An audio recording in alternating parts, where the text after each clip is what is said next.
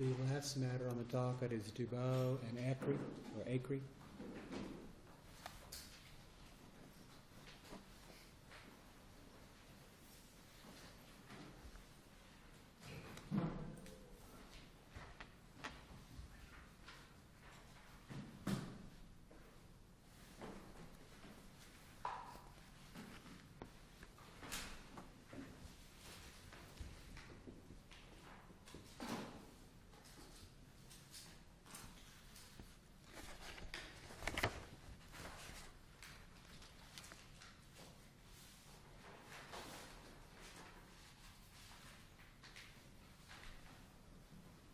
We are ready to proceed.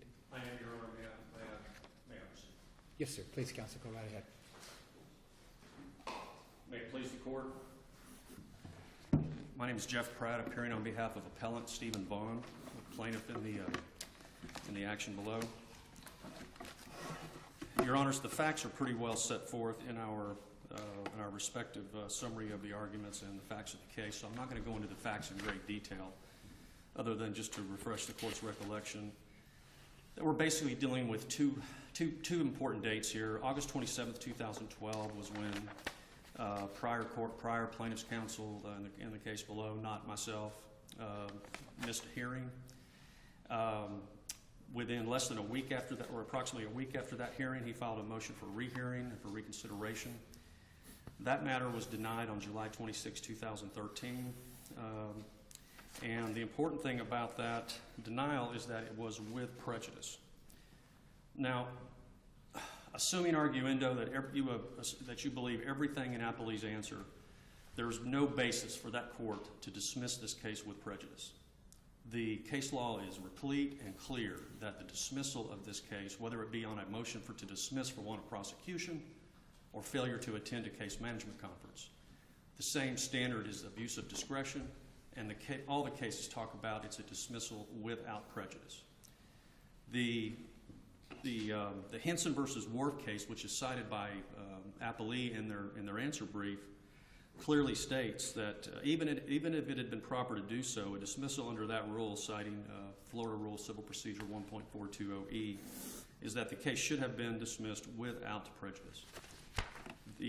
I'll go through some of our cases in a little bit, but in every one of them talks about fact that there's got to be a finding of willful and contumacious behavior on the part of the offending party. That's got to be set forth in the order of dismissal. That was not done in this case. There is nothing in the order of dismissal on August 27, 2012, other than parties failed to appear, dismissed with prejudice. You know, as I read the briefs, it was like I was reading, two different stories of an event. And the appellant's brief seems to take the position that this was a dismissal because someone didn't show up at a pretrial conference, and the appellee's brief suggests that this was a dismissal for failure to prosecute. May I respond, Your Honor? Sure. Your Honor, we address both of those issues in our brief. Appellee is going to say that we did not sufficiently address the dismissal for want of prosecution. We did. The Peterson and Hawthorne case, it's stated in there. There's the Tubero case. Well, before you get to that, what was it? I mean, was this a dismissal for failure to show up at a pretrial conference, or was it a dismissal for failure to prosecute? Judge, that's a good question, and if the judge would have set forth in his order of dismissal, we would have that. Number one, if he had set forth that the grounds for the willful and contumacious behavior that's required to dismiss it, we would. You don't need willful and contumacious behavior for a dismissal for failure to prosecute, do you? Judge, I think you do if it's at the court called the case management conference. The court set the case management conference and also set the motion to dismiss. So, yes, there was a motion to dismiss that was to be heard, but it was also a case management conference. It wasn't just the motion to dismiss. This was a case management conference. The cases are clear that absent that willful and contumacious behavior for the non-appearance was the only way that you're going to get a dismissal. And even then, Judge, it's only going to be a dismissal without prejudice. I've cited a couple of cases, Tubero, Zachariah, where you've got Let's assume that, just humor me, and let's assume for purposes of discussion that this was a dismissal for failure to prosecute. Did you argue in your brief that a dismissal for failure to prosecute is supposed to be made without prejudice? Your Honor, because opposing counsel argues that you didn't.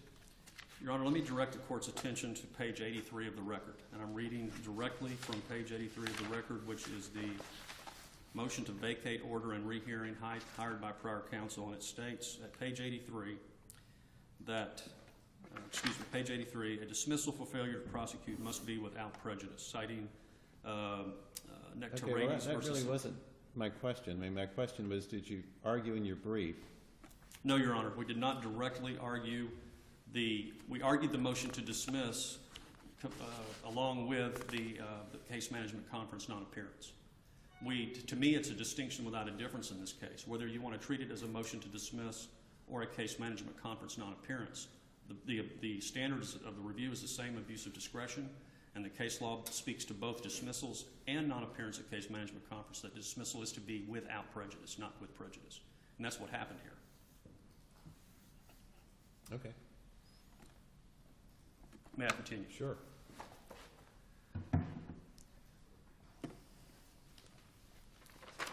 Your Honor, the first point I've already brought up. The second point, I think we've already touched on it with your question. And if you'll look at the brief and in our reply brief, I note several instances where we make reference to motions to dismiss, the motion to dismiss, as well as the non-appearance of the case management conference. The dismissal with prejudice, Judge, we cited the Broadbent versus Thompson case, and it's cited at pages 12, 15, and 17 of our brief. And it deals specifically with dismissal for want of prosecution. So for them to say that we didn't address it in the brief is not proper. I will grant you, Judge, that for purposes of discussion and argument, we did concentrate on the non-appearance. The non-appearance is important because even if whether there was a motion to dismiss pending or not, this was a case management conference. Trial court counsel did not appear. Trial court counsel filed a motion for rehearing, setting forth good cause. That good cause was denied at the subsequent hearing after the case had already been dismissed with prejudice. If there had been a dismissal without prejudice, which is what the case law calls for, whether it's a dismissal for want of prosecution or non-appearance at the case management conference, there would be no issue because he simply would have refiled the case if it had been denied. The fact that the dismissal with prejudice, which is not called for under either dismissal for want of prosecution or non-appearance at the case management conference, precluded the relief the plaintiff could have done himself by merely refiling the case. And that's the point, whether you want to look at it from the dismissal for want of prosecution or the non-appearance at the case management conference, it doesn't matter. Under either scenario, there should have been a dismissal without prejudice, not with prejudice. Do you have to show good cause to get it reinstated if it's a dismissal without prejudice? Yes, Your Honor. There still has to be a good cause showing, and there was a good cause recited in the motion for rehearing. It was cited in the motion? Yes, Your Honor. Do we have a transcript of the hearing on that? Your Honor, we don't have a transcript, but I did cite a case law in my reply brief where a transcript is not necessary where the error is on the face of the order or the judgment. And it clearly is a case here where there was no recitation on the order of dismissal about the reasons for the dismissal other than saying the parties did not appear. There was no recitation. Yeah, but the lack of prosecution is pretty clear on the face of the record. Yes, Your Honor, but if you look at the order just says parties do not appear, dismiss with prejudice. Even if there should have been a dismissal without prejudice. There's no case law that says under these facts that it should have been with prejudice. That on the face of the record is apparent. So I don't think there is not a requirement that there be a transcript.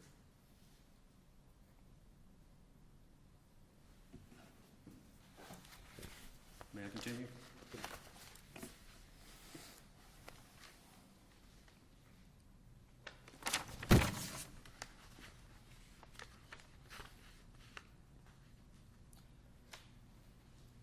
In any event, Your Honors, the key in the case is just as we've discussed. There was nothing on the order itself that stated other than the parties did not appear and dismissal with prejudice.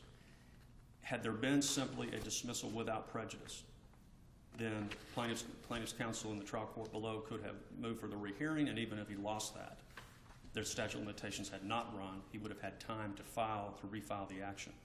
So is the only issue for us to decide now is whether the trial court erred in making the dismissal with prejudice? I mean, are you conceding that a dismissal was appropriate otherwise? I don't know that I'm conceding that, Your Honor, because I think if you'll look at the record where I just cited under the motion for rehearing, trial counsel recites certainly good cause reason for denial or not granting the dismissal. He states specifically that his calendaring system, went bad, and he did not, and obviously it was not reset on his calendar. I think that's good. 17-month delay in this case. The prosecution, it wasn't like 11 months and 29 days, right? Understood, Your Honor. Understood it was beyond, it was a long delay, but that long delay does not justify dismissal with prejudice. It still should have been a dismissal without prejudice. You can concede for sake of argument that a dismissal without prejudice, you would not be able to show that was an abuse of discretion without a transcript, right? And you're saying it wouldn't have mattered if the judge had just done a dismissal without prejudice, you would have refiled because the statute hadn't expired. So that's where the prejudice to you really comes in. Now you've got a dismissal with prejudice, and the motion to set aside the dismissal with prejudice is denied, so you've got a problem, because I'm assuming you're going to say the statute of limitation has expired in the interim. It has in the interim, Your Honor, but it would not have expired had it been a dismissal without Correct. Prejudice back in 2012. I understand your dilemma. Okay. Agreed. May I proceed? Sure. Your Honor, another point that is really my third main point has to do with the fact that we're talking about attorney conduct at the court below. This had nothing to do with the actual plaintiff himself. Again, in my brief, I cite ample case law about the fact that the party should not be penalized for the conduct of counsel. Again, the standard of review is abuse of discretion. And the court, again in Broadbent, the Court of Appeal reviews for an abuse of discretion the circuit court's decision that good cause to it. Yes, under Broadbent, the Court of Appeal reviews for an abuse of discretion the circuit court's decision that good cause to avoid a dismissal for lack of prosecution has or has not been shown. Again, that's the Broadbent v. Thompson case, cited at page 17 of 21. Going down under the argument and authority at page 17, citing the Dixon v. City of Riviera Beach case, where the actions of counsel result in dismissal for lack of prosecution and the party is without fault related to the grounds of such dismissal, it is inappropriate to order such dismissal. Dixon v. City of Riviera Beach, 4th DCA, 1995. Additionally, dismissal of a plaintiff's complaint without prejudice for failure of his counsel to appear at a pretrial conference was error requiring reversal where the record was devoid of evidence reflecting plaintiff's willful or flagrant disregard for court authority, citing Aller v. Editorial Planeta. And that's the 3rd DCA, 1980, citing the Supreme Court in Beasley v. Girton at 61 Southern 2nd of 179. Anticipating Appellee's argument that the lawyer is the agent of the party, while that may be the general rule, that there's no justification for dismissal with prejudice upon the failure of counsel to attend the pretrial conference, since the dismissal punished the litigant instead of counsel, citing the Beasley v. Girton case, Supreme Court case 1952. And what's important about that case, Judge, is that that and the other cases that I cited talk about the purpose of that rule is to govern conduct of counsel, not to govern conduct. But how do we know the dismissal with prejudice was based exclusively on the failure of the attorney to attend the conference? Again, Your Honor, you make a good point that I cannot answer based on the order itself being an improper order without a recitation of the conduct. Because factually there are prior threats of dismissal that predated the actual dismissal. Understood, Judge, but that does not preclude the obligation of the court to recite in the order the basis of the dismissal.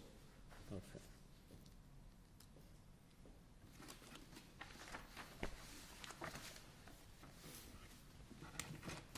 May I continue? On that ground alone, the case should be reversed on the fact that there was nothing in the record to indicate that the party did anything wrong.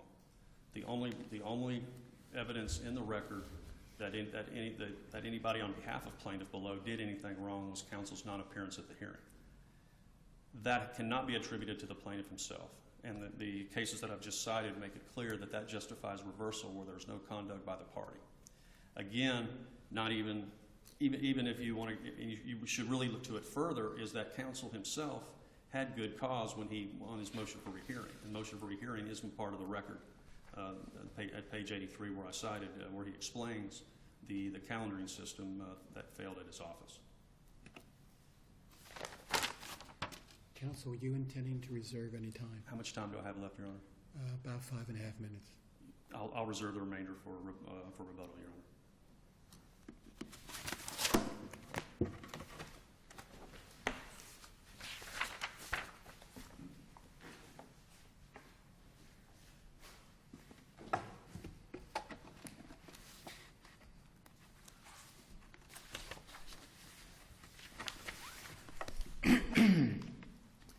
May it please the Court. Michael Sloan of Carlton Fields Jordan Burt on behalf of the Appellate Wachovia Bank. This case is about a failure to prosecute and a failure to present that issue to this court on appeal. This case is not about a simple failure to attend a case management conference. Moreover, the case management conference that was set in this case for August 27th, 2012 was issued in an order that said, motion to dismiss in order to show cause and to appear after 60-day notice under Rule 1.420E. That's at page 79 of the record. Well, let me ask you a question. Do we really know the basis for the order of dismissal? I apologize. Well, without the hearing transcript from the motion for rehearing. Or is he correct that the reason for the dismissal needs to be set forth in the order itself? He's arguing the order is defective on its face, regardless of all the lack of transcripts. I don't think that the order is defective on its face. The order was entered following a case management conference. Well, he's citing case law that says what he indicates. What's your rebuttal to that? My rebuttal to that is that case law involves failure to appear at a case management conference. And that's what the name of that order is. Order following case management conference. But the subject of the case management conference was in order to show cause under Rule 1.420E, which is failure to prosecute. That was the subject of the case management conference. And the reason that the case was dismissed following that conference is because there were 17 months of no record activity in this case. And is that normally a dismissal without prejudice? That would normally be a dismissal without prejudice, yes. And if the appellants in this case had briefed that issue and had raised that issue, it would properly be before this court. It hasn't been preserved on appeal, hasn't been presented to this court. The first time that issue was raised was in the Appellee's answer brief, in full candor to the court, noting that a failure to prosecute should be without prejudice. In this case, that wasn't raised in the initial brief, and therefore it's been abandoned and waived on appeal. I'd like to also... Is there a motion to strike the reply brief as raising an issue unauthorized? I don't think that the reply brief raises that issue either, Your Honor. You just mentioned it was in your answer brief. It was in our answer brief. The reply brief... I misunderstood you. Thanks. Okay, sorry. The reply brief tries to mine the initial brief for information that could potentially save that argument and bring it back. If the notice that you mentioned cited the rule for dismissal, does that put you on notice that the proper remedy might be with prejudice? No, I don't think that it would. And if the trial court fails to give us an order that allows us to perform our appellate function, doesn't tell us what the basis was, doesn't tell us what facts they found, and does everything they can do to avoid appellate review, should we just ignore that, or should we reach out and correct that problem? With Your Honor's permission, because this issue was not raised and was not briefed, we did not include this case law within our brief. But with Your Honor's permission, I can direct you to some second DCA case law that would fix exactly what you're talking about here. In the case of McDaniel v. Anki, 422, Southern 2nd, 70, you had a case where a dismissal was entered with prejudice based on failure to prosecute. This court held that dismissal for failure to prosecute was warranted. Denial of a motion for rehearing directed at that dismissal for failure to prosecute was warranted. And the only aspect that was unwarranted was the inclusion of with prejudice within the order. The remedy that this court employed in that situation was to strike the language with prejudice and replace it with without prejudice. And I think that would provide a reasonable way to resolve this appeal if the court determines that that issue has been presented in the first place by the initial brief. Now, just briefly, I'd like to note... Let me just follow that up. And that would revive the statute of limitations? Your Are Honor, you conceding a Pyrrhic victory, or are you conceding what he's looking for is to get the case, the ability to refile the case without losing the statute of limitations? I am not conceding any statute of limitations argument. That's another issue that wasn't presented. Okay, I'm just double checking. Okay.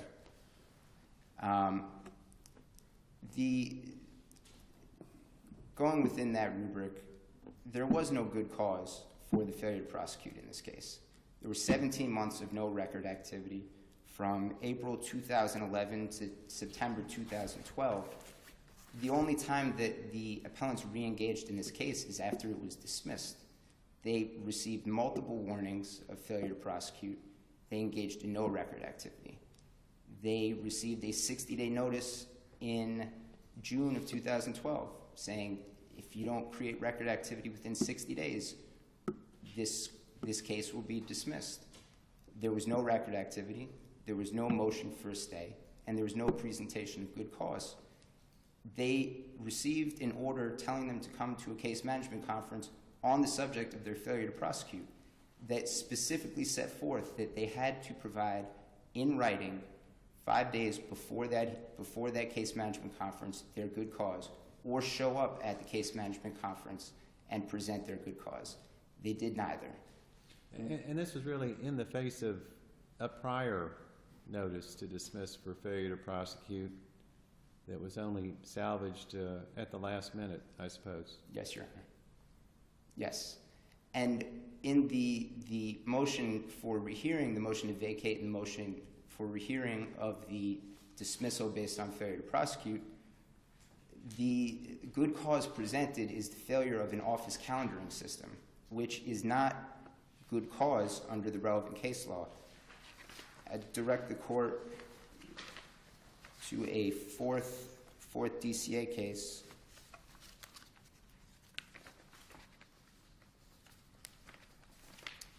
Case of Pade v. Voltaggio, 472 Southern 2nd, 768. Neither office errors nor inadvertence nor lack of cooperation by a plaintiff have been held to constitute good cause. Even accepting the arguments that have been presented here, there is no good cause. The asserted good cause does not constitute good cause. And the issues in this case that could potentially support reversal have not been presented. So if there are no remaining... If your calendar fails, wouldn't you pull all your case files and go through them and try and reconstruct the calendar based on the notices and things that are in the file? That would be a diligent way to go about that. That would be a diligent way to rectify a calendaring system failing. And I think perhaps that's the reasoning behind the fourth DCA's decision there, that simply because an office error occurs does not absolve a party or their attorneys from meeting their responsibilities in a case. This also is not simply a failure to attend a hearing. If this involved nearly a year and a half of nothing happening in the case, And it stands to reason that without this dismissal for lack of prosecution, nothing would have happened in the case, for more time than that. So I don't think that this case presents the right circumstances to try to reach into the record and the trial court's actions and fashion some kind of result that was fashioned in the Anki case. But if the court were inclined to do that, I think that presents the way that it could. And if there are no further questions, Wachovia Bank respectfully requests that the order of dismissal be affirmed. Thank you. May I be heard? Yes, counsel.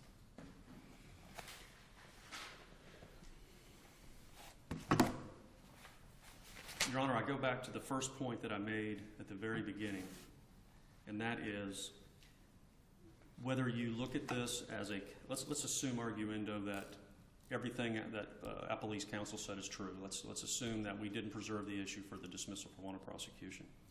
Whether we did or did not do that does not obviate the trial court's responsibility to put in the order what the grounds for the dismissal were.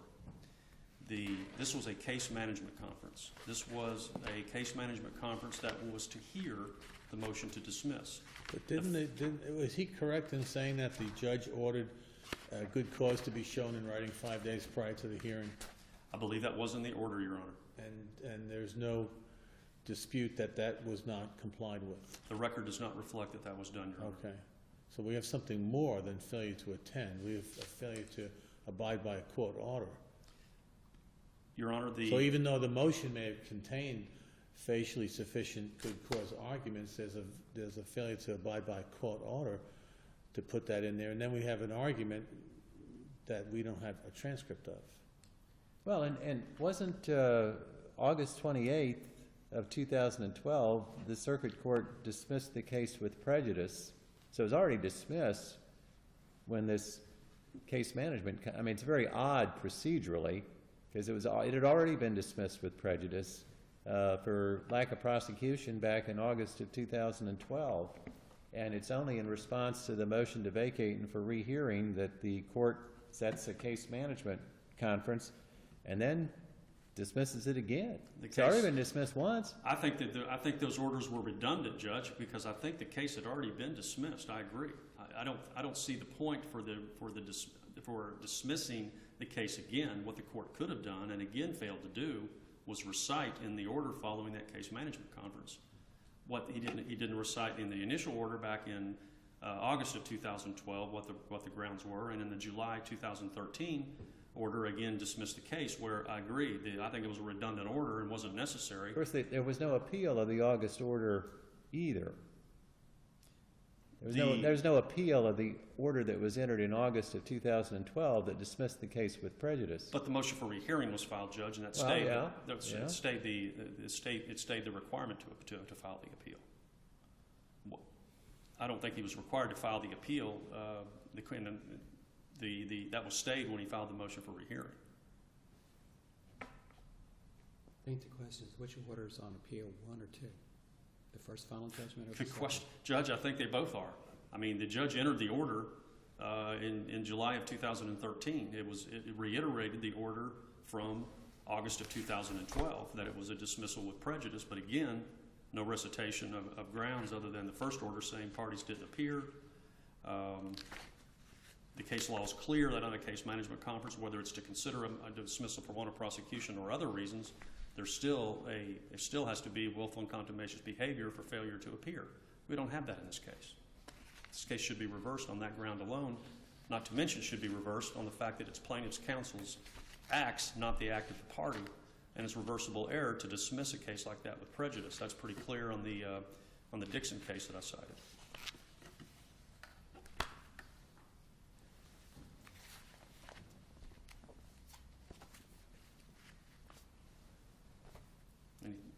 May I continue? Yes, sir. You've got some time left. Okay. How much time do I have, Your Honor? 2 minutes?